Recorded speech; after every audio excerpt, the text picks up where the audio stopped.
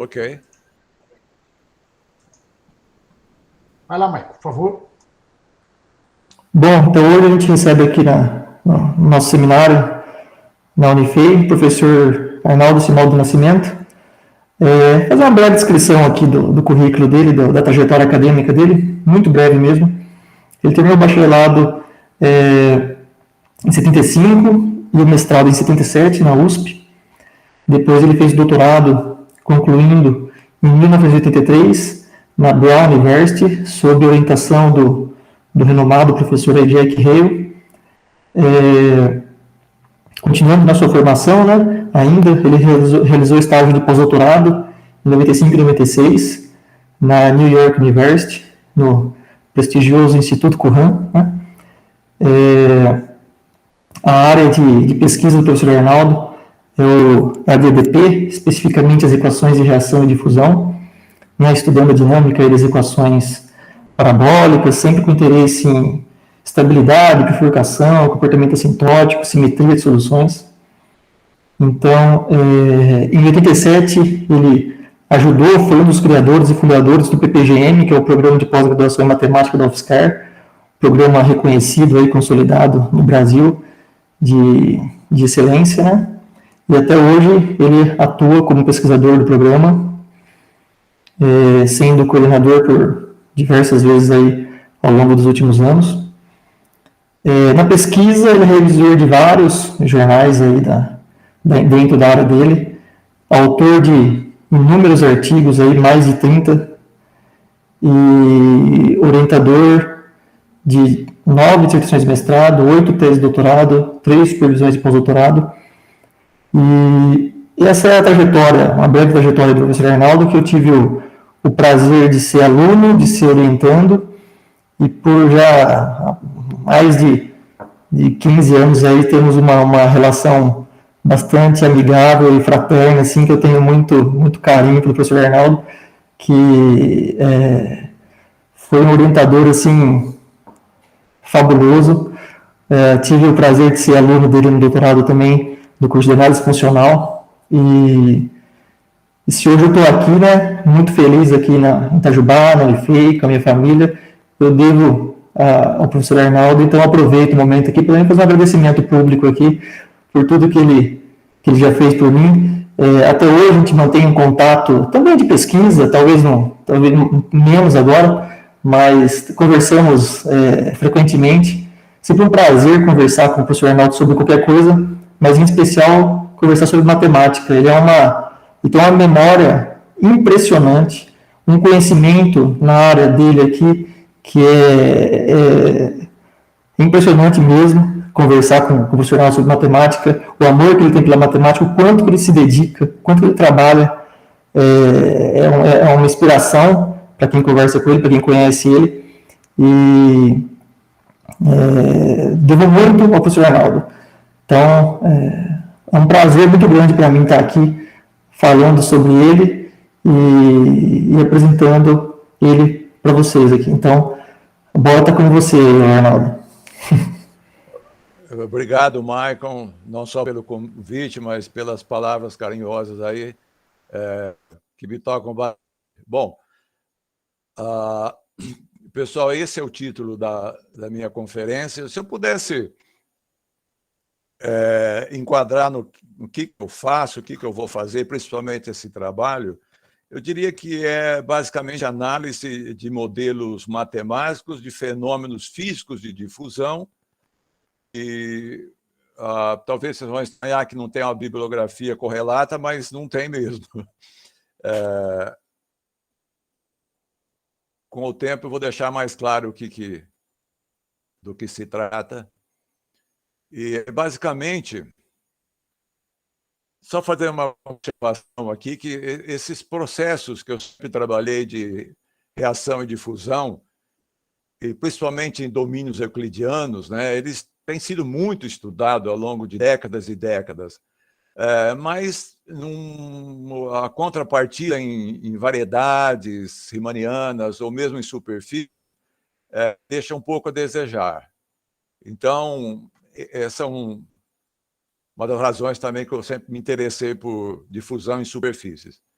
E, nesse caso, né, de fusão em superfícies, entender mecanismos básicos que envolvem os parâmetros significativos, aí, que, nesse caso, é a geometria da superfície, o coeficiente de difusividade e o termo de que a combinação desses parâmetros que faz nascer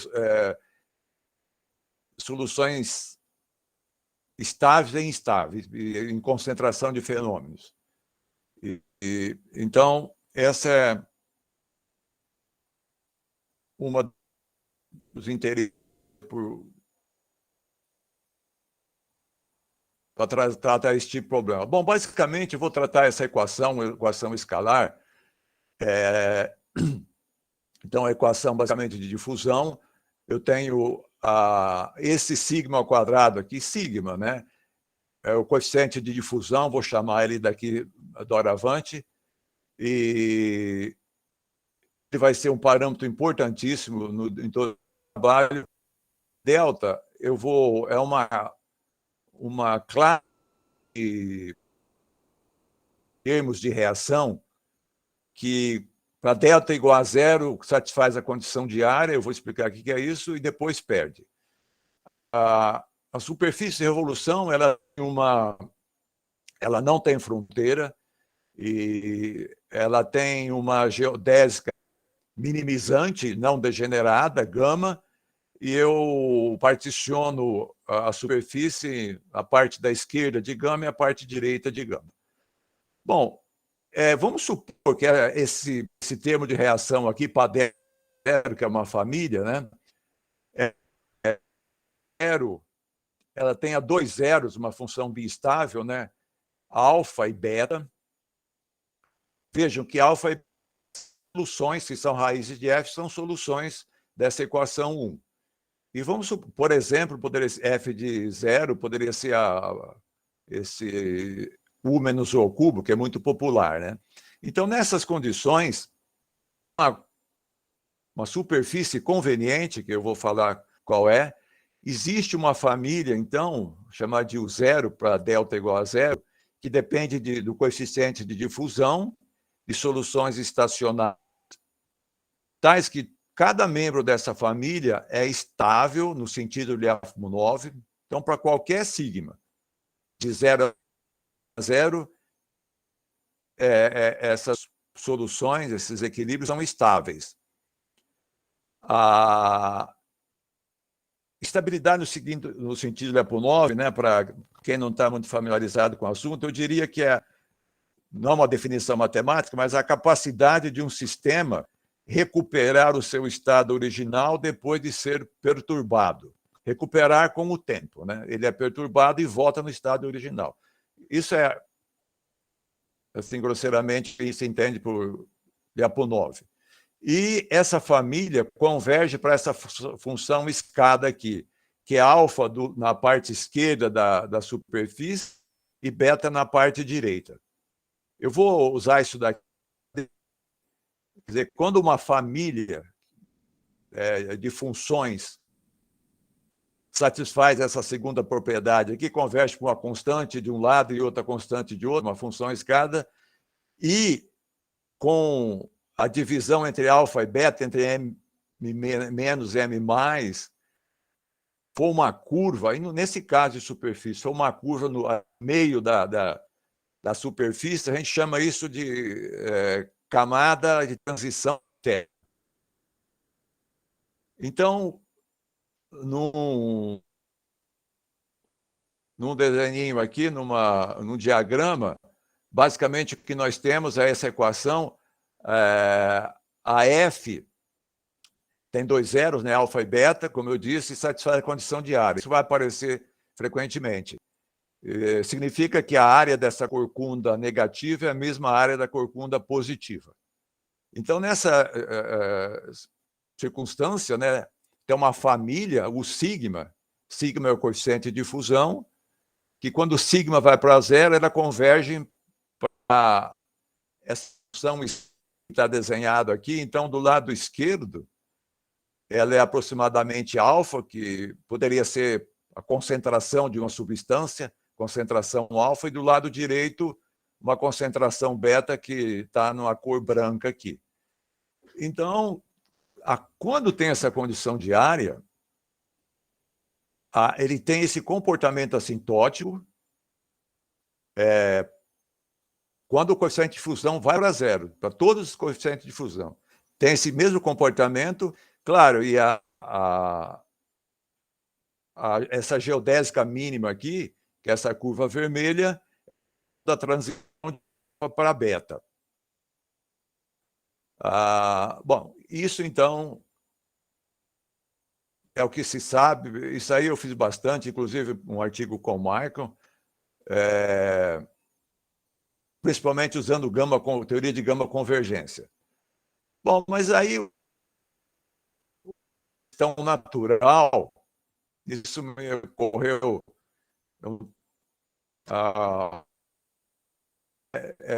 uma questão natural, é o seguinte: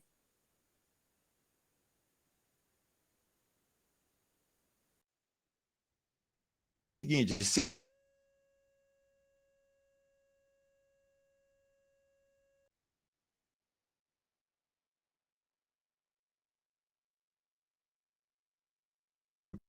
assintóticas, elas persistem se essa função f0 for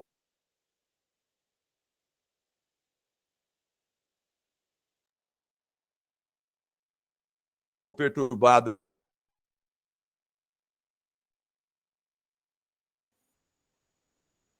esse tipo de propriedades, de comportamento assintótico e estabilidade. E se não persistir, né, no caso negativo, qual seria os parâmetros significativos ou quantidade responsável por essa mudança? Então, acontece o seguinte: se eu perturbar o zero, esse zero beta aqui, digamos,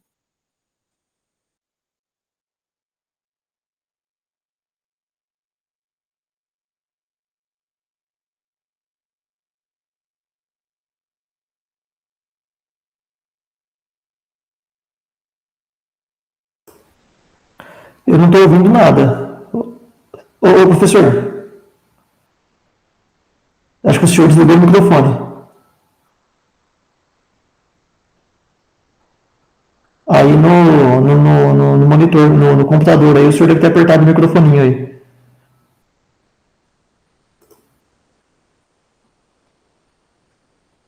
Acho que o senhor mexeu com o mouse aí sem querer desligar o microfone.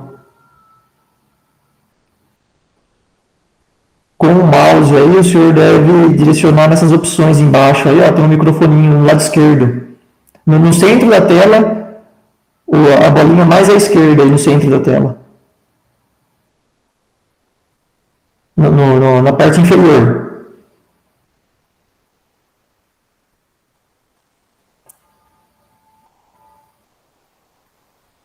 No Google Meet, no Google Meet. O senhor tem que abrir o Google Meet e tem um microfonezinho aí na parte inferior da tela.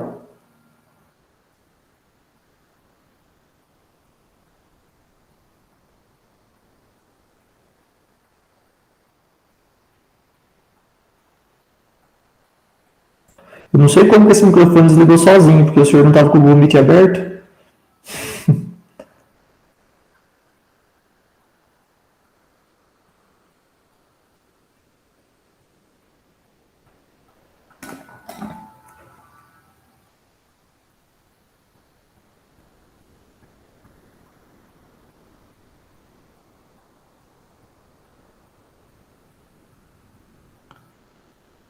Eu vou ligar para o senhor, para a gente conversar, porque a gente não está conseguindo te ouvir, professor. Deixa eu ligar para o senhor aqui, pera aí. Pelo menos eu ouço o senhor aqui.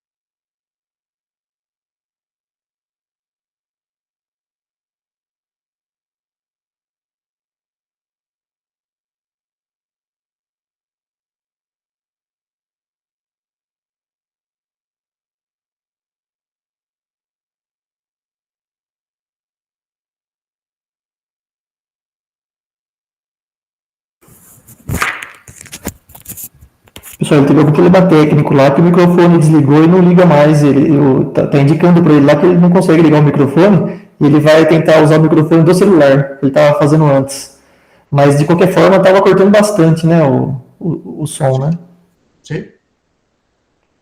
Mas aí deve ser problema da conexão, imagino, né?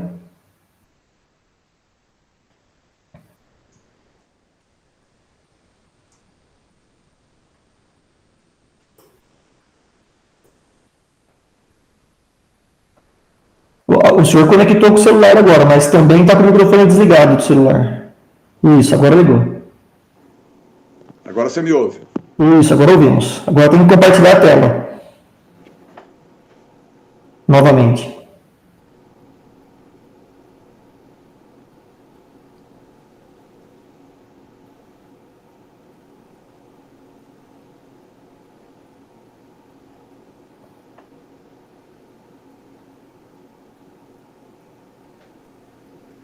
Está com algum problema técnico aqui, porque está muito lerdo. Mas ficou bom que agora o som está muito bom. Melhorou o som demais agora. O som está pelo celular. Ótimo. Agora, se o senhor compartilhar, vai ficar perfeito. Compartilhar a tela aí, agora vai suave. Ele está demorando para aparecer a...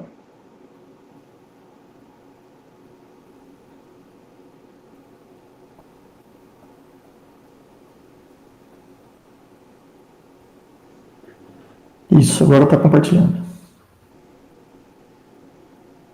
Aí, pode continuar agora, professor. Eu só não sei onde eu parei agora, onde vocês pararam de me ouvir. O senhor estava falando, mais ou menos, o senhor que ele estava interessado em saber o que aconteceria quando perturbasse a igualdade diária. Mais ou menos essa explicação aí. A explicação dessa figura vocês ouviram? Ouvimos. Bom, então, exatamente isso. O que aconteceria, né, se perturbar os zeros da F, do termo de reação, o que aconteceria? Então, o que eu estava dizendo é que se perturbar, mas aquela condição diária, a função se ajustar de tal maneira que a condição diária ainda continue preservada, então não muda nada. Todo o comportamento assintótico e a estabilidade de toda a família permanece inalterada. Claro que há umas mudanças, né, porque os zeros mudaram, mas aí então, qual que é o parâmetro significativo? É a condição diária, e nisso que eu queria chamar a atenção. Então, por que isso é interessante? Pode ser, né? Bom, aqui é aquele papo de quem tem um pé nas coisas aplicadas, né? Pode ser por ruídos indesejáveis ou erro de medição, enquanto está fazendo algum modelo, você está preocupado com algum modelo físico, e isso poderia ser de interesse, porque aí você pode perder. Como o foco aqui, na realidade, esse é um trabalho longo, um artigo de umas 40 páginas, então eu vou tentar só captar algumas facetas dele aqui. E deixa eu falar mais uma coisa sobre essa condição diária, né? Por exemplo, porque ela extrapola só essa dimensão sobre a qual eu vou falar hoje. Eu vou chamar daqui para frente EAS Equal Area Condition. Então, essa condição dessas equações de reação e de fusão, quando o termo de reação é uma função biestável, ela aparece muito na literatura com várias denominações, né? Balanced reaction, equal area condition, bulk balance law, equipartition for energy, e assim por diante, dependendo do contexto, né? E às vezes, quando o problema é só de cálculo variacional, ele aparece numa forma assim, meio dissimulada, né? Disguised form. Por quê? Um dos potenciais mais populares assim é a energia de Allen-Kane, a equação de Allen-Kane, que é esse potencial aqui, cujas raízes são -1 e 1. Então, também, isso advém da condição de área, só que o problema é variacional, é equivalente isso. Então, isso daqui seria, esse F aqui seria uma condição, um potencial, né, que os dois poços de mesma profundidade. Quando eu altero a condição de área, uma dessas profundidades aqui sobe ou desce, ou seja, elas não vão ter o mesmo nível. Então, essa condição de área é interessante, ela é relacionada também a superfícies mínimas, com o funcional energia de Alan Ken, e existência também de camada de transição interna. Na realidade, eu tenho vários trabalhos em que sentido? Em que eu estudo a condição de área, esse tipo de condição de área, ou seja, uma condição necessária para que ocorra uma transição, uma camada de transição interna e um problema. Isso nós fizemos não só para a equação em escalar, em domínios euclidianos, mas em superfícies. Aí depois eu e o Alexandre de Ribeirão Preto fizemos para variedades riemannianas, para sistemas com condição de fronteira não linear. E essa condição de área, quando aplicada em diferentes sistemas, né, claro que nem sempre dá essa integral bonitinha que nós temos aqui, mas ela tem o condão mágico de determinar onde vai estar a camada de transição interna. Então tem um livro, inclusive, de uma senhora francesa, achei interessante, ela dedicou uma sessão inteira só para falar desses trabalhos e das aplicações. Mas por que eu estou falando isso? Porque era muito comum em trabalhos, como hipótese inicial, o pessoal já colocava a condição de área. A condição de área era assim, quase que padrão. Mas era uma condição suficiente para aquilo que eles iam fazer. Então eu comecei a mostrar que é uma condição necessária também. Bom, e aqui agora nesse trabalho tem uma vertente diferente dessa condição de área, que quando ela é quebrada, ela pode mudar totalmente o comportamento assintótico e a questão de estabilidade.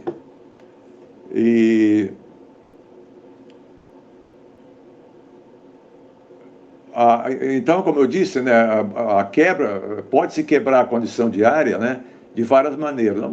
Uma maneira mais simples seria pegar, se ela tiver um zero, alfa zero e beta zero, você perturba da direita, o positivo, digamos, o beta zero para um beta delta, e agora de tal maneira que a integral, você deixa o zero, alfa zero sem mexer e altera, joga para a direita o beta, agora um novo zero, né? De tal maneira que agora a condição de área é quebrada. Digamos que a área da corcova positiva é maior que da corcova negativa. Bom, se isso ocorrer, né, vai ter um valor aí entre esses dois zeros, no que eu chamei de C delta, que para esse valor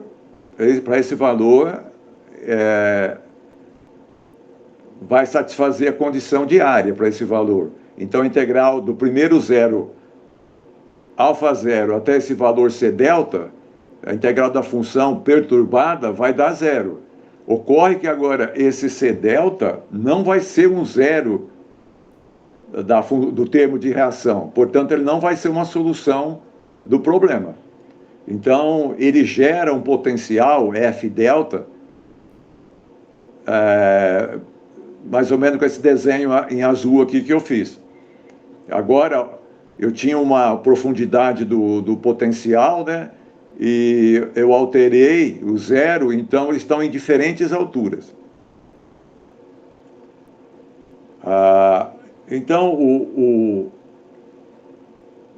os resultados ainda, assim, de uma maneira, a persistência que a gente obtém, é a persistência da estabilidade, se a equação, perdão, se a condição de área for quebrada, mas o coeficiente de difusão for mantido o mesmo. Aqui é o seguinte, vamos supor que você tem o coeficiente de difusão, sigma1, e fixa ele, e você tem a condição de área. Aí você quebra a condição de área. Bom, aquela solução que nós tínhamos com a condição de área,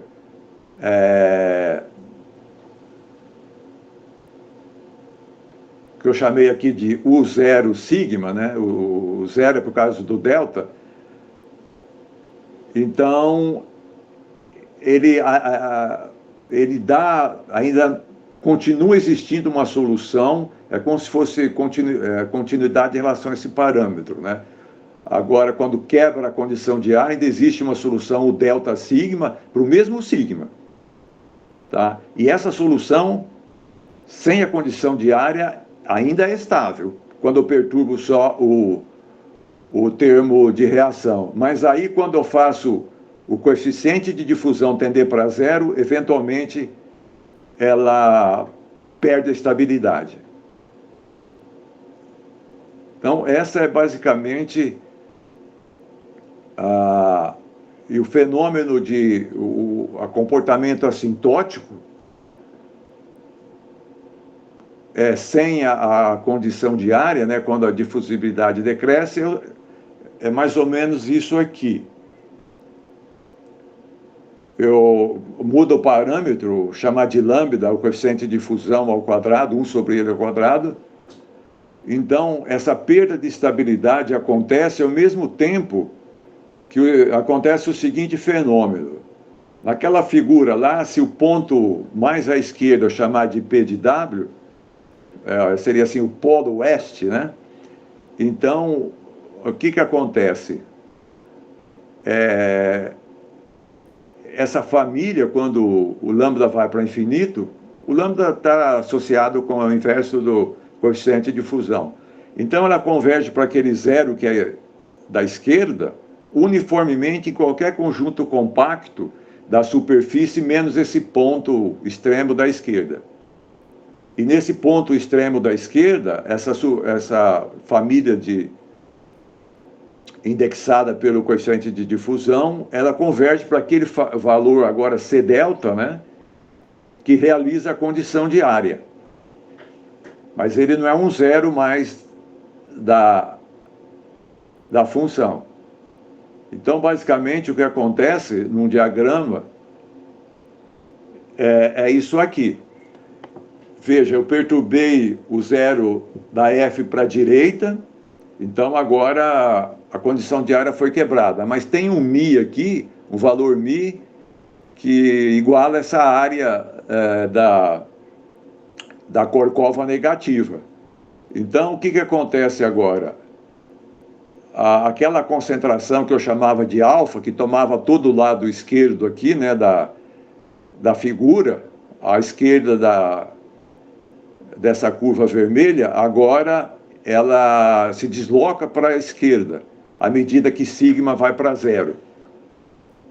Então, e aproximadamente, nessa calota preta aqui, a concentração ainda é alfa, né, como era antes, mas no resto da figura, onde ela é branca, a concentração agora é esse valor μ aqui que realiza essa condição de área agora, depois de perturbada. Esse é um resultado que, para uma equação parecida, eu já publiquei há muito tempo no Science, Journal of Mathematical Analysis, mas acho que ele nunca foi, sei lá, não foi olhado com o devido cuidado, eu acho. Porque esse era e esse agora aqui, superfície, também é um resultado novo e interessante. Tá? Porque ele dá todo o comportamento assintótico. Na realidade, isso é só o que eu falei, não é tudo que que é feito no trabalho. Na realidade, um pouco mais é conseguido no trabalho. Porque eu não trabalho com uma superfície só, porque essa superfície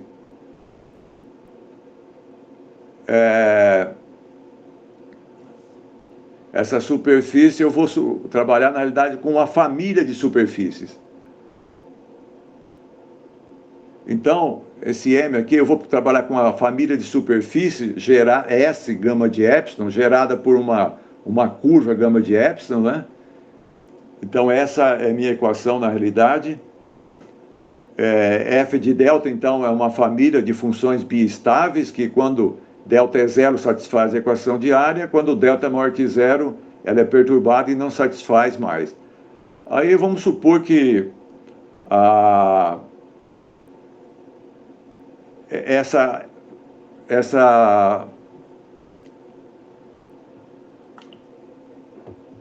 superfície é dada por essa parametrização.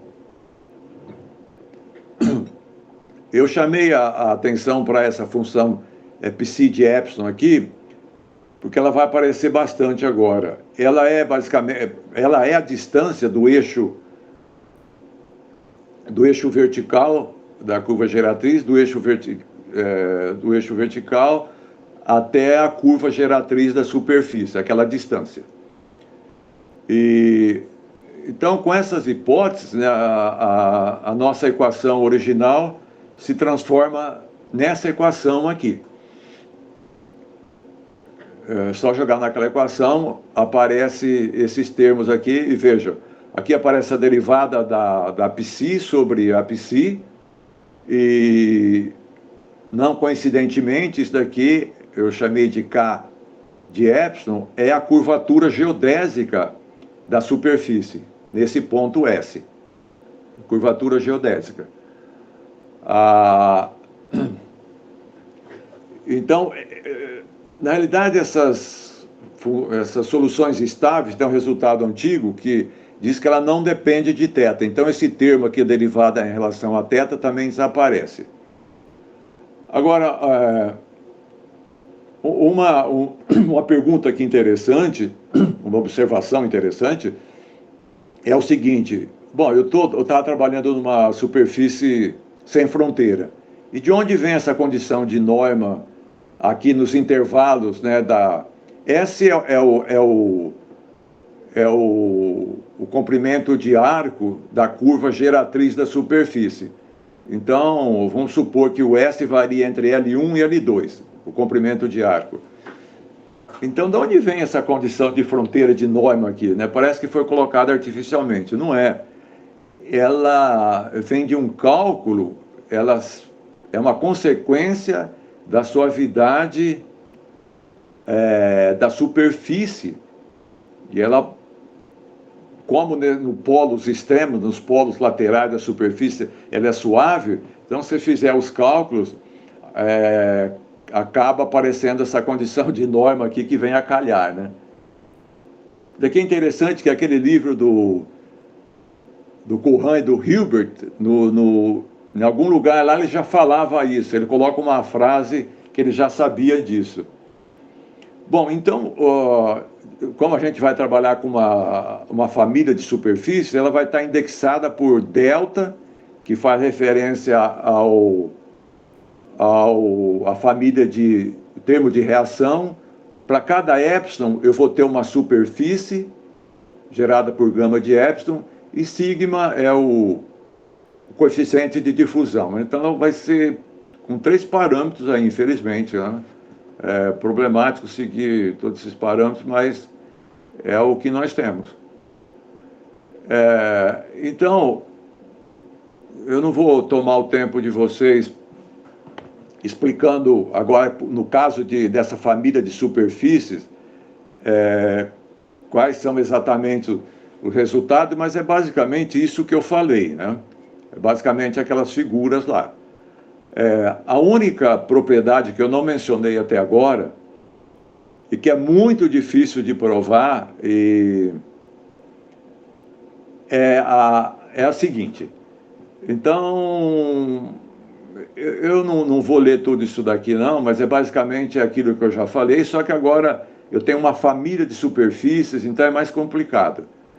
Mas a gente obtém, em última instância, né, uma família de soluções estacionárias estáveis que não depende da variável angular, do θ, depende só de S, e como depende de uma variável só, a gente, com muito trabalho, provou que ela é monotônica, né? Aí você pode escolher, dependendo do alfa e o beta que você escolher, para lá e para cá, ela pode ser monotônica, decrescente ou crescente. A questão de monotonicidade é complicada e geralmente ela é obtida de outra maneira.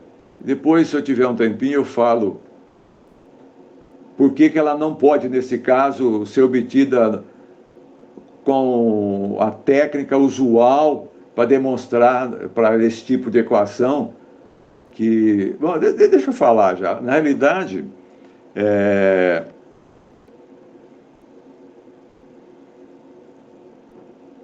a técnica usual para mostrar monotonicidade de equilíbrios estáveis, você tem, então, um equilíbrio, então, a derivada em relação ao tempo é zero, deixa o zero aqui do lado esquerdo.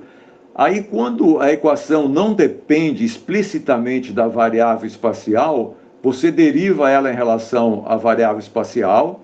Então, aqui fica linearizada em relação a uma solução, vezes a derivada dela, igual a zero. Isso significa o quê? Que zero, que essa derivada em relação à variável espacial é uma autofunção do alto valor zero. E do alto valor zero. E aí, geralmente, o pessoal usa o teorema de Krein-Rutman, e aí mostra a monotonicidade. Só que aqui, quando vai derivar, ela depende explicitamente o coeficiente do comprimento de arco. Então, essa técnica não se aplica para mostrar que essas soluções são monotônicas, né?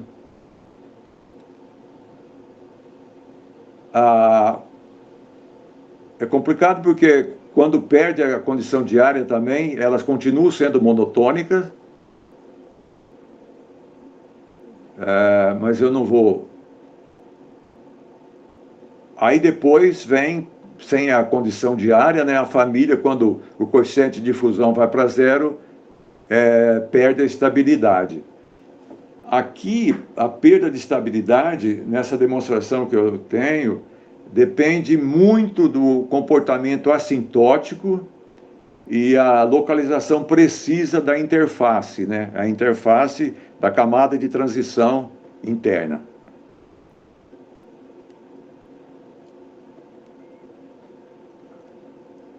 Mas nós podemos pular isso daí. E isso daqui é basicamente o que eu já falei, que tipo de convergência que a gente tem. É uniforme,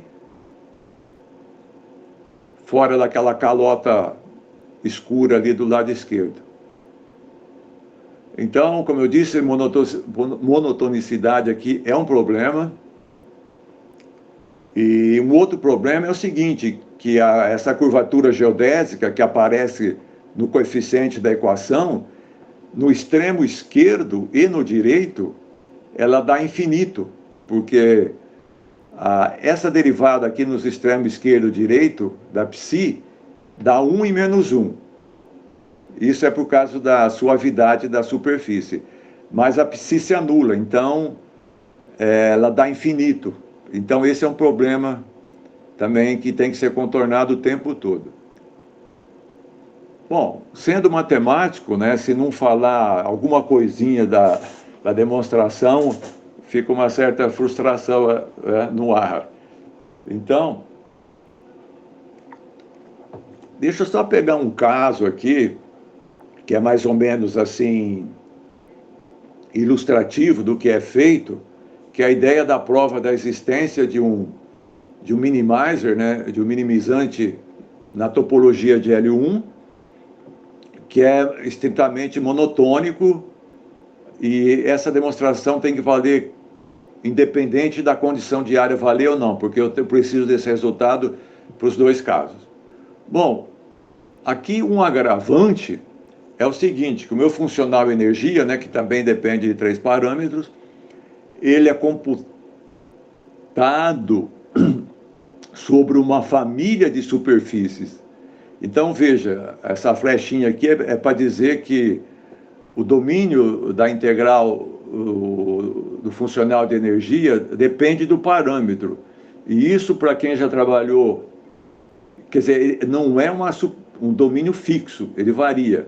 E isso, para quem já trabalhou com esses problemas, sabe que é um complicador razoável. Então, depois eu vou falar como a gente se livra dele. Então, esse é a integral nessa família de superfície, é um funcional de energia clássico, né? Esse potencial F maiúsculo de delta é o potencial, é a antiderivativa a primitiva da F minúscula de delta, então isso é tranquilo. Então, deixa eu só falar rapidamente aqui de um aspecto, como é que se mostra que esse funcional de energia, essa é a parte do cálculo variacional do problema, né? Como é que ele tem um mínimo local. Então, a gente começa definindo essa função aqui, que está em amarelo, eu chamei a atenção, o zero epsilon, que é o seguinte, tem uma passagem aqui, essa aqui é basicamente a curva do lado direito, o lado esquerdo não precisa ser refletida, né? É mais ou menos igual, mas não precisa ser simétrica. Esse ponto epsilon aqui, que é o comprimento do gargalo, ele tem que ser bastante pequeno e depois a superfície tem que crescer rapidamente para ter um mínimo, esse funcional, senão pode não ter. Na realidade, se essa curva aqui fosse convexa, não existiria um mínimo não constante, os únicos mínimos seriam os constantes. Então, a gente pega essa função, ela é alfa, beta, e a transição de alfa para beta é essa média, agora é naquele pescoço lá no gargalo que depende de epsilon, essa função. E eu pego uma vizinhança em torno dela, e pego o mínimo do funcional nessa vizinhança. Esse mínimo existe pelo método o método clássico, né, o método direto do cálculo das variações. Só que esse mínimo pode estar na fronteira. O problema todo é mostrar que ele está no interior dessa vizinhança aqui, dessa bola, e mostrar que está no interior, né? Essa dificuldade. É como em cálculo 1, né? Você pegar uma reta assim, pegar uma vizinhança, às vezes o ponto de mínimo não está no interior, né, de uma bola aberta, né? E aí você não pode usar o cálculo variacional, todas as ferramentas do cálculo. Então, a vizinhança, a gente trabalha em H1, o espaço Sobolev, na superfície. Agora, esse M aqui é de monotônica. Então, eu restringo, esse é o preço que a gente paga para obter a monotonicidade das soluções, dos equilíbrios, dos pontos de mínimo aqui agora. Então, eu vou restringir. As funções testes são todas monotônicas, mas depois, em algum ponto, eu tenho que me livrar delas, né? E aí é uma outra história. Então, pega-se essa vizinhança, essa gama epsilon aqui, né, essa curva aqui, o fato desse segmento aqui ser um segmento de reta, ele ajuda em muito se livrar do domínio variável, em suma, passar para um domínio fixo. Ele acontece mais ou menos, eu vou mostrar aí na frente. Então, basta mostrar que aquele ponto de mínimo, né, o M epsilon, está no interior daquela vizinhança. Isso vai seguir se eu mostrar que quando o epsilon vai para zero, isso daqui dá zero. Veja que a topologia, embora eu tenha pego funções de H1, a topologia é de L1. Aliás, essa é uma das razões que, se for mostrar que esses mínimos locais são monotônicos, tentando usar gama convergência ou métodos variacionais, não funciona. Por quê? Porque a topologia é muito fraca, a topologia de L1. Você pode ter em L1 uma família de soluções convergindo para a função constante, mas ela oscila violentamente. Então, ela vai na topologia de L1 para uma função constante, mas ela oscila muito. E, então, ela não seria monotônica. Então, essa é a dificuldade de provar a monotonicidade. Bom, o próximo passo é pegar uma função teste, x, de epsilon, que é um drama também construir isso. Ela é basicamente alfa, beta, mas ela tem que ter umas camadas de transições agora, tem que repartir em mais camadas, senão não... Aí é um processo que não... A razão disso acontecer, eu não vou ter tempo de explicar aqui. Mas então constrói-se essa função teste. Essas funções aqui, HL epsilon e HR epsilon, uma da esquerda e outra da direita, elas são soluções desse problema, esse problema de fronteira aqui, 10, que é fácil de integrar e dá essas funções aqui. Veja que aquele psi lá que é a distância do eixo vertical até a curva geratriz, aparece aqui nessa integral. E quando o epsilon vai para zero, essa integral aqui explode, então também é um problema. Mas aí, com essas duas funções aqui, essa função teste, outra coisa, como eu tenho que sempre cuidar, para que eu estou trabalhando sempre com funções monotônicas, né? E ela é. Aí eu uso a minimalidade, né, da topologia de L1 daquele mínimo lá, uso essa função teste aqui e passa o limite quando o epsilon vai para zero, então a energia converge para esse termo aqui, que nada mais é que o potencial no ponto beta vezes a área da superfície do lado esquerdo, mais o potencial no ponto alfa, vezes a área da superfície do lado direito. Isso aqui quando a função teste, quando o epsilon vai para zero.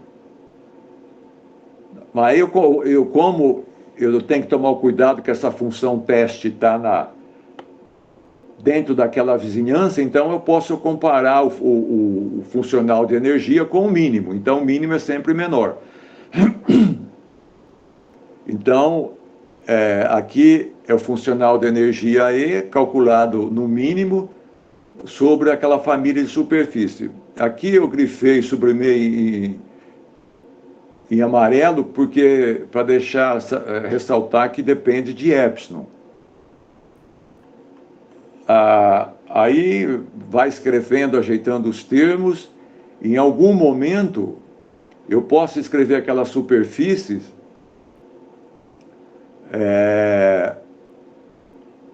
como uma curva fixa transladada.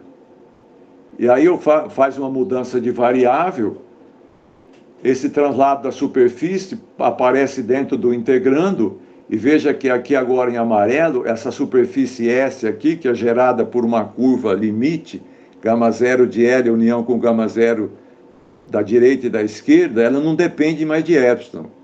Então, eu posso passar o limite dentro do integrando. E aqui, esse limite, essa sequência de limites, aqui a sequência de funções do mínimo locais, ele é limitado à topologia de H1, então ela converge para certas funções W, M de epsilon, e aqui a convergência é um pouco delicada, porque a convergência é fraca, e tem que passar o limite para dentro, então precisa tomar certos cuidados. Bom, então vai fazendo uma cadeia aqui de desigualdades, né? Você passa o limite, aí com esse limite aqui, prova-se que é maior ou igual que essas funções que aparecem aqui, que é o limite daquela sequência fracamente convergente, e finalmente a gente chega com o mesmo termo que nós começamos lá em cima na cadeia de desigualdades, né? Chega no mesmo termo. Isso graças àquela função teste conveniente que nós tomamos. Então, o que significa isso? Que tudo que está no meio dessa cadeia, o termo, o upper limit lá é o mesmo que o lower limit, né? Então, tudo no meio é igual. Isso, então, me diz que o limite fraco dessa sequência, do lado esquerdo da alfa e do lado direito da beta. Isso porque eu não falei, mas tem que provar que essas funções constantes, que são, evidentemente, elas são mínimos locais isolados. O fato de ser isolado aqui é fundamental para mostrar que tem que ser, então, igual a alfa igual a beta. E daí é fácil provar que aquele limite dá zero, portanto, para epsilon muito pequeno, aquela sequência de mínimos locais entra para dentro da vizinhança, para dentro da bola, então está no interior. Então, aí pode-se aplicar tudo as ferramentas do cálculo das variações, né? E é uma maneira de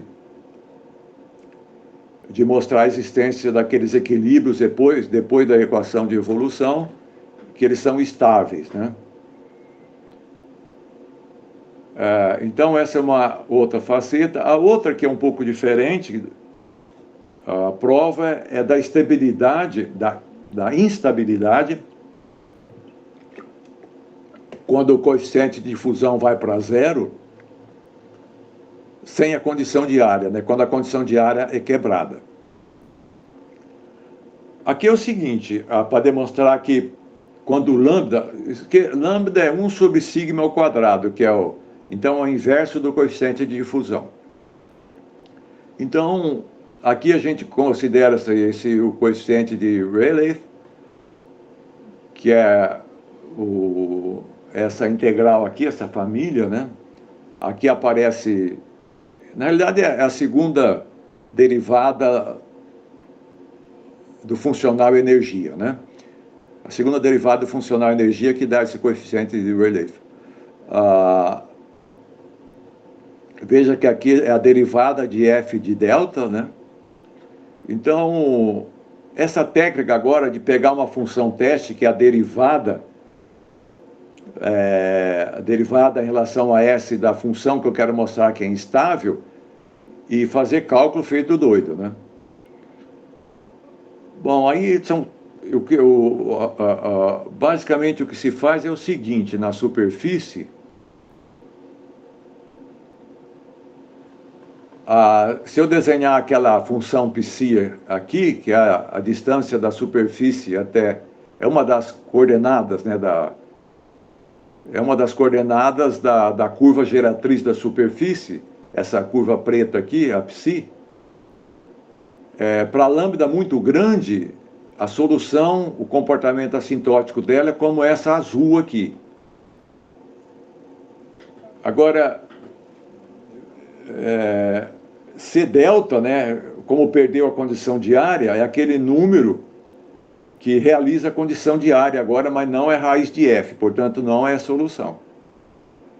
E aqui, a curvatura geodésica, bom, agora vai complicando. A derivada da curvatura geodésica, que é essa expressão que aparece aqui embaixo, por causa da geometria da superfície, ela se anula nesses valores, SC2 e S de C1.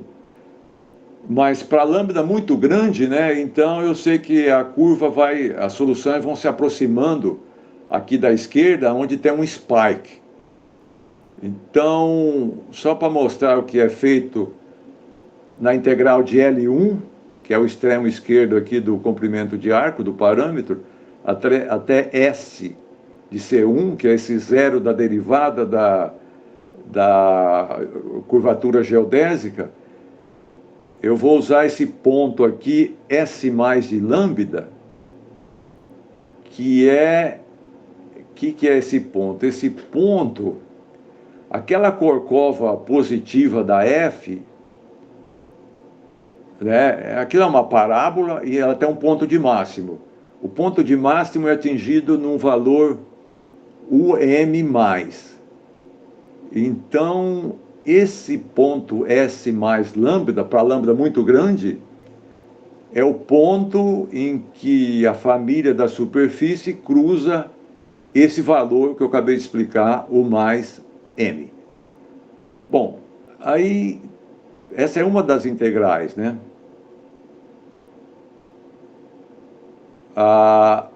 É interessante porque essa integral que eu acabei de falar é isso aqui, então a derivada, vejam aqui, aparece a derivada da curvatura aqui, e o quadrado do gradiente da função, em relação a S. E aqui depende de lambda. Então eu vou fazer esse lambda agora ir para infinito aqui. E tem que, de alguma maneira, rastrear isso e mostrar que isso daqui vai para menos infinito. Bom, então eu trabalho no intervalo L1 e aquele ponto S mais lá, de lambda, que eu acabei de explicar. O gradiente eu tiro da equação, eu integro e aparece esse termo aqui, o quadrado disso daqui. Bom, o problema aqui agora é que a derivada da curvatura geodésica, aqui no ponto L1, também dá infinito. Então, isso daqui é um problema que eu demorei muito tempo para resolver e saiu de uma maneira estupidamente fácil, que você pega ali no finzinho da superfície, do lado esquerdo, você pega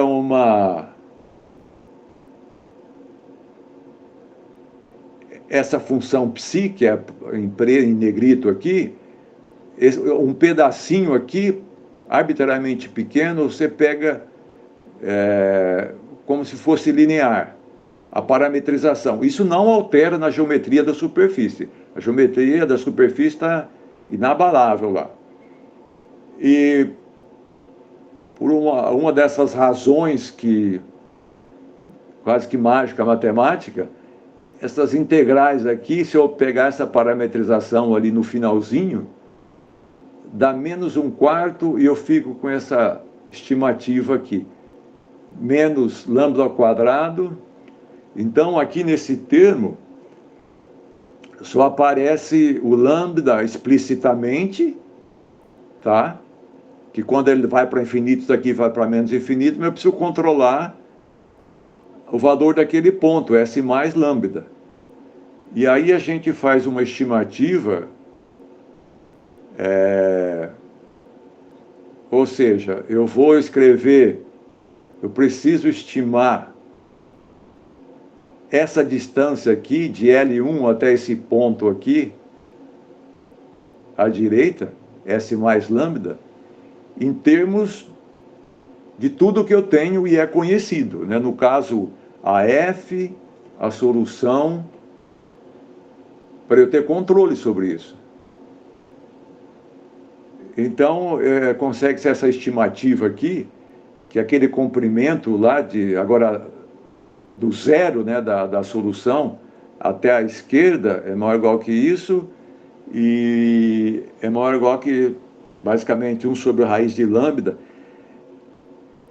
Essas escalas aqui de lambda, elas são sutis, né? São sutis. Porque um erro aqui no expoente dela e depois você perde o controle lá.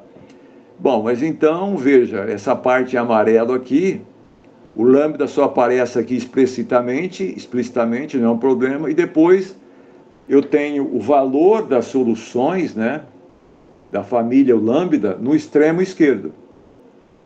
Aí eu preciso saber quando o lambda vai para o infinito, porque eu tenho que ter controle. Mas, felizmente,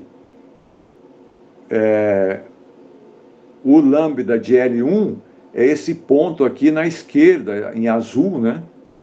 Ponto à esquerda. E quando o lambda vai para infinito, o que ele faz? Ele converge para aquele valor C delta que agora realiza a condição de área. Então, eu posso passar tranquilamente, fazer o limite quando o lambda vai para infinito, e isso aqui converge para menos infinito. Isso, com outras integrais também, com estimativas parecidas, faz que o coeficiente de Rayleigh vai para menos infinito, portanto, o menor alto valor fica negativo, e, eventualmente, quando o coeficiente de fusão ficar arbitrariamente pequeno, a solução perde a estabilidade.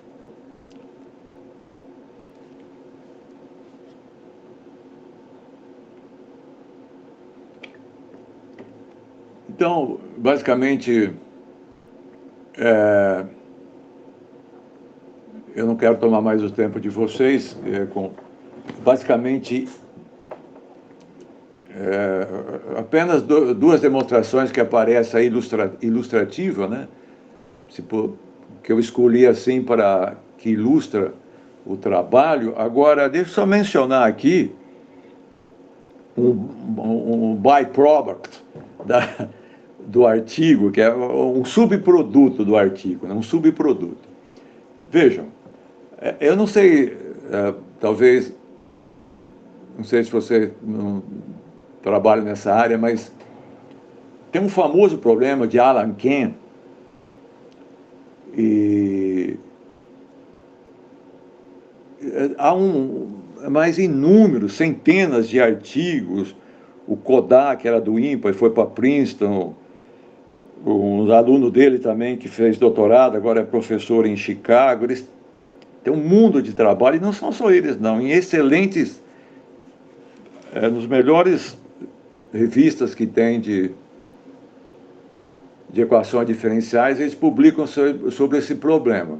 Que problema é esse? O problema é o seguinte: se você pegar aquele funcional de energia e pega a função U menos U ao cubo, tá? Então, isso aqui gera um potencial que é o quadrado, acho que do quadrado de U menos U ao quadrado. Então, é um posto duplo com profundidade 1 e menos 1. Então, isso daqui satisfaz a condição de área. Essa é a função que eles trabalham, chamada de Allen-Kent função. Então, satisfaz a condição de área. Aí eles fazem o coeficiente de fusão ir para zero, e a curva nodal dessa família... Veja bem, aqui agora o que eles fazem não tem nada a ver com... É variacional, mas ainda assim eles não falam de ponto de mínimo. Eles pegam uma solução qualquer. E essa parte que eu faço de comportamento assintótico não tem nada a ver com estabilidade, ela é independente. Então, um subproduto disso é o seguinte: se naquele funcional que eles têm... deixa eu falar o que eles fazem. Eles mostram que a família de curva nodal das soluções converge para uma superfície mínima.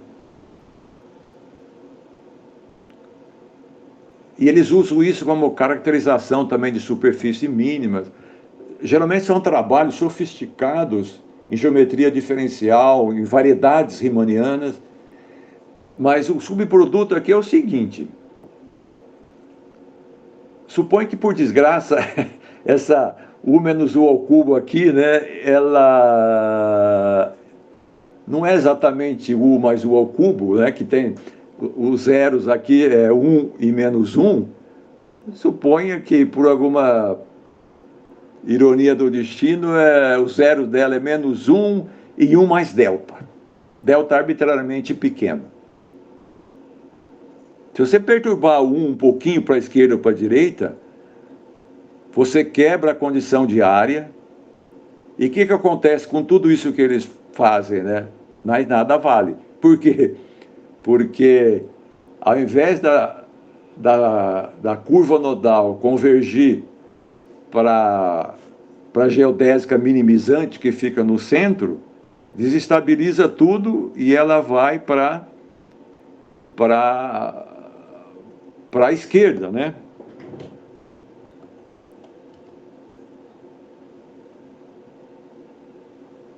Não é essa figura que eu quero.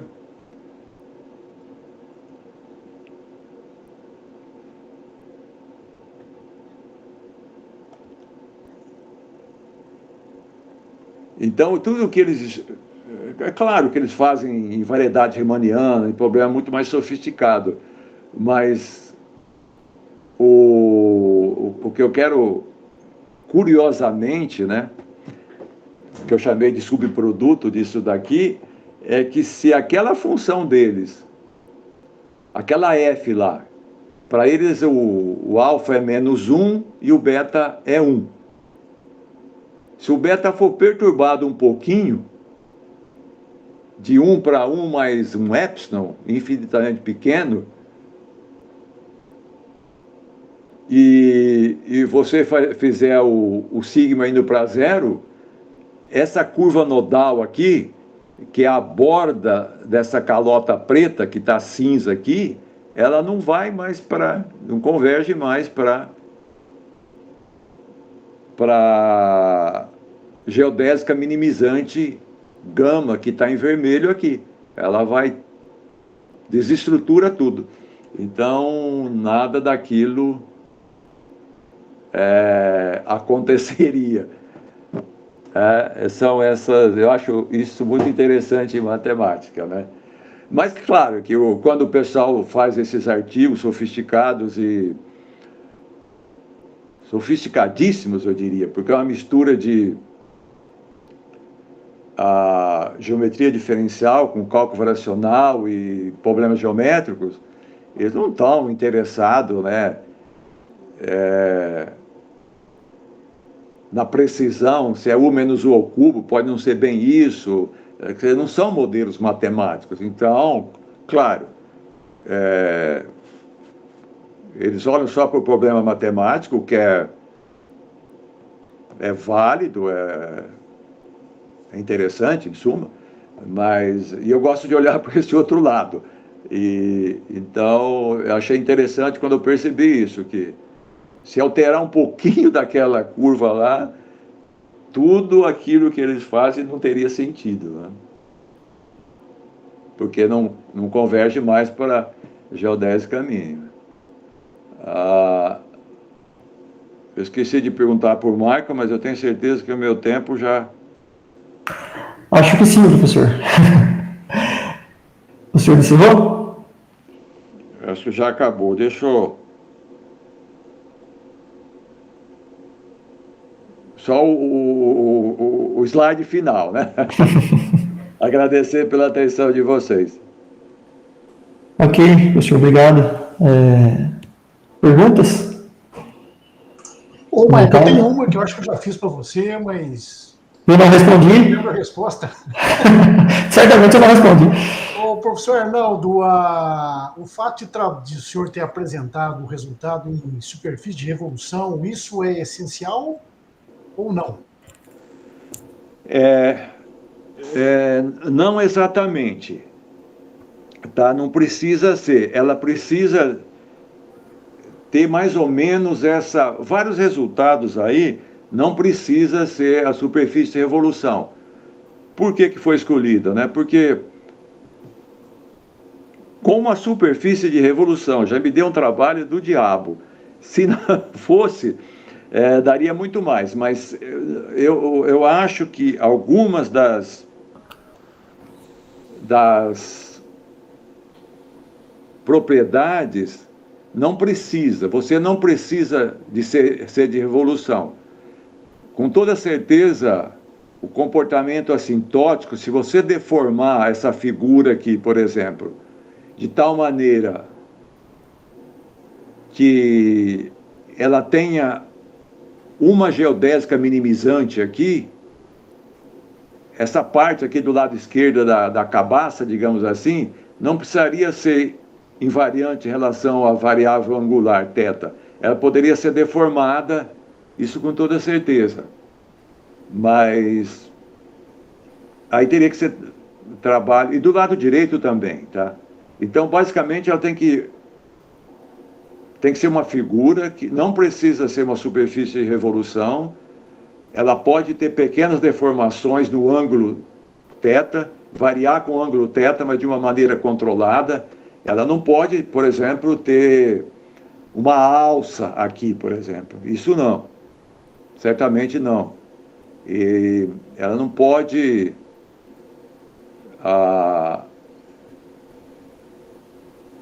na realidade, eu acho que esse fenômeno ele deve acontecer para superfícies mais gerais, eu tenho certeza disso. Mas quão geral eu posso... qual é o grau de liberdade que eu tenho para modificar essa superfície de tal maneira obter isso, eu realmente não sei, porque aí vai depender também de propriedades geométricas, né, da superfície. Na realidade, se essa superfície aqui não tivesse esse abalo aqui, se ela fosse convexa, também não existiria essas soluções, né? Só existiriam as soluções constantes. Aliás, isso eu e o Alexandre de Ribeirão Preto, Alexandre Casasola, a gente provou por uma variedade riemanniana com curvatura de Ritz não negativa. O que corresponderia a pegar uma superfície, talvez isso ajude na tua pergunta, na resposta, se você pegar uma superfície qualquer, aliás, pode ser uma variedade riemanniana, com a curvatura de Ritz for menor ou igual que zero,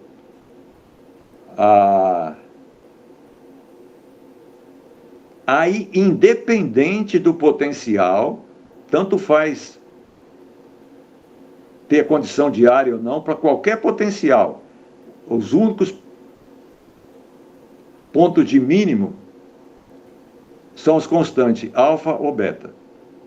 Então, em particular, se você pegar uma superfície convexa, também não existe esse tipo de solução. Ou seja, você tem que pegar uma superfície convexa e ir apertando, né, estrangulando ela, e ainda assim, ela só vai admitir esse tipo de solução depois que você estrangular o gargalo aqui suficientemente. Porque se você apertar só um pouco, também não funciona, não tem ainda.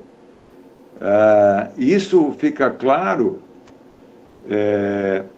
porque esse desenho aqui, ele está bonitinho, suave, né? Mas na realidade, ele tem que ser mais ou menos desse jeito aqui a curva. Ela tem que ser bastante abrupta. Ela tem que subir repentinamente. Tá? Então, já me passou essa pergunta pela cabeça, né? E pode ter mais de um gargalo, professor? Mais de um pescoço? Certamente. Certamente. Aí você começa, mas aí tem um problema. Aí começa a aparecer soluções de equilíbrio estáveis que não são monotônicas. Porque elas vão oscilar. Não que... Bom, isso é o outro ponto. Eu acho que as únicas estáveis aqui são monotônicas. Agora, se pegar uma com outros gargalos, como você falou, aí pode ter outras que não são monotônicas. Isso aí não tem problema nenhum de provar. Obrigado. Obrigado. Obrigado pela pergunta. Mas essas geradas com 2 gargalos, sem ser monotônica, não vão ser estáveis? Perde a estabilidade? Não. Elas devem ser estáveis também. Tá. Não, tudo bem. Entendi errado, então. Agora, eu acho que o trabalho para provar isso é muito maior, por quê? Porque nessa prova minha, o fato dela ser monotônica e isso ajudar a manter o comportamento assintótico para aquelas estimativas foi muito importante. Mas agora você pode não ter mais monotonicidade, né? Ela pode pular de alfa para beta, depois voltar para outro. Sim. Mais perguntas? Posso fazer uma pergunta, Michael? É o Edson. Lógico. Obrigado, professor Arnaldo, pelo incrível seminário, foi muito bom. Eu fico imaginando se existe uma interpretação física, no contexto, talvez, de difusão, para a condição de área.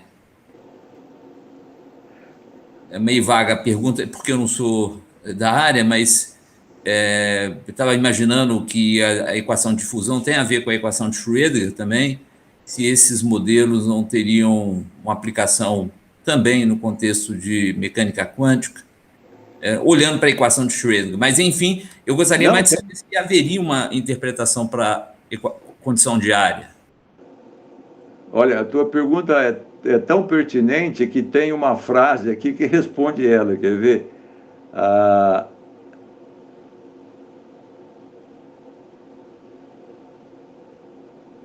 Olha aqui a última frase aqui. Associated to each physical phenomenon that the mathematical model describes, there is a mechanism of balance underlying the equipartition of energy. Então, dependendo do contexto físico, dependendo do modelo físico, né, do modelo que se trata, o modelo matemático, dependendo do modelo matemático e do fenômeno físico que ele descreve, esse mecanismo de balanço aí, né, que é a condição de área, tem um fenômeno, tem uma interpretação. E ele varia, por exemplo,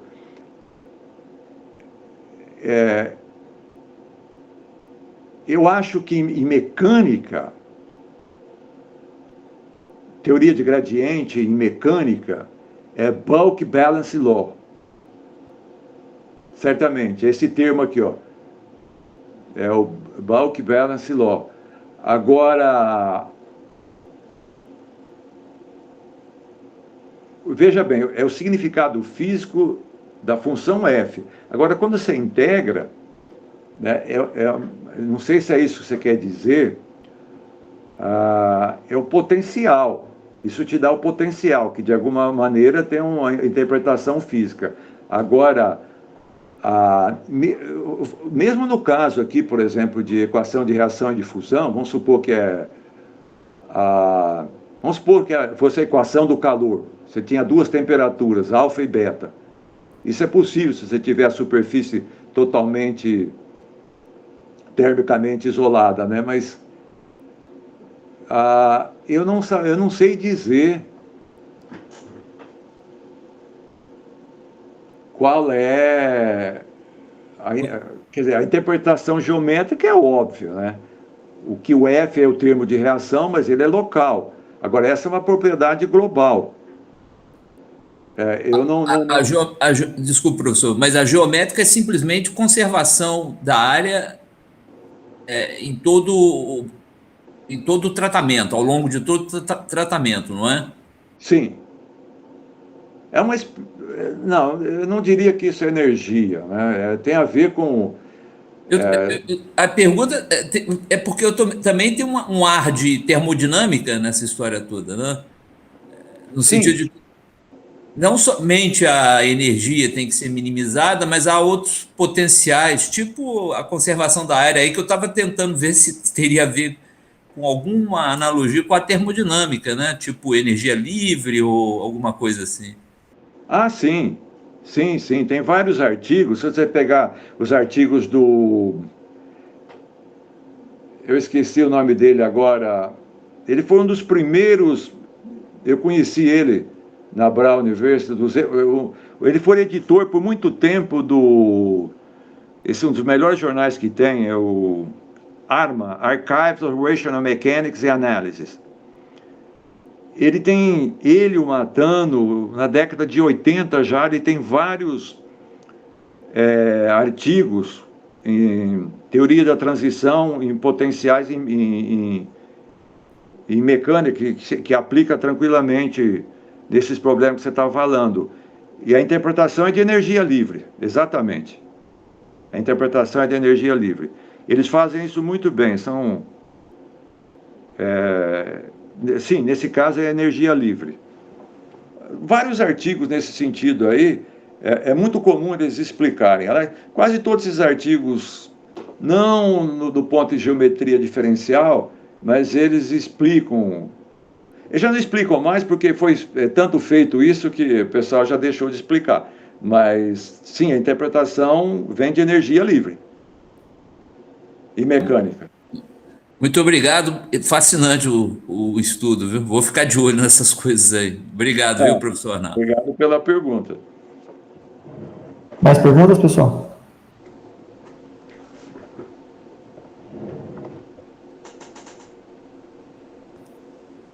Só para finalizar aqui, então vou fazer uma pergunta aqui, professor. O senhor perturbou as raízes da F, o interesse foi perturbar o menos 1 ou 1 ali, né, para desbalancear. Mas teria alguma diferença se permanecesse o menos 1 e 1 fixados, mas perturbasse o 0 ali no meio? Boa pergunta, Marco. Tem sim. Embora eu não tenha tido tempo de trabalhar com isso, mas... Porque aí menos 1 e 1 continuariam soluções, né? Raízes, soluções, assim, não sei. Não, essa é uma pergunta muito pertinente que eu já tentei. Aliás, agora eu estou lembrando, foi o primeiro 0 que eu tentei perturbar. Não foi o da direita. Claro que por simetria, perturbar o da direita ou da esquerda dá na mesma, né? Mas o 0 era um pouco diferente. E aí eu percebi que em algum momento lá eu tinha dificuldade de controlar umas certas quantidades lá. E por isso que como não era o objetivo principal, mas eu acho um tema muito interessante, esse daí, perturbando do meio ou dos extremos, qual a diferença que tem? Tem diferença. Mas eu estava preocupado, né, nesse corpo do trabalho, nessa direção, então eu não poderia, eu tinha que escolher uma direção. Okay. Mas essa é uma boa pergunta, sim. Não, ok, professor, mas assim, é muito legal. Eu estou há alguns anos aí dentro dessa área também, né? Lógico, e acho que eu nunca vi nenhum trabalho relacionar a igualdade de área com a estabilidade, né? Com comportamento sintático, sim, tem uma enxurrada de artigos, né? Mas com a estabilidade, acho que vai ser o primeiro, provavelmente, né? Ô, Marco, para corroborar o que você falou, né? Um referi fez a seguinte observação desse artigo. Olha, porque vocês sabem, né, que o nosso mundo está carente de bons referis, né? Tem cada anta por aí que... ele falou assim, não é possível que esse problema não tenha sido já estudado, não acredito e...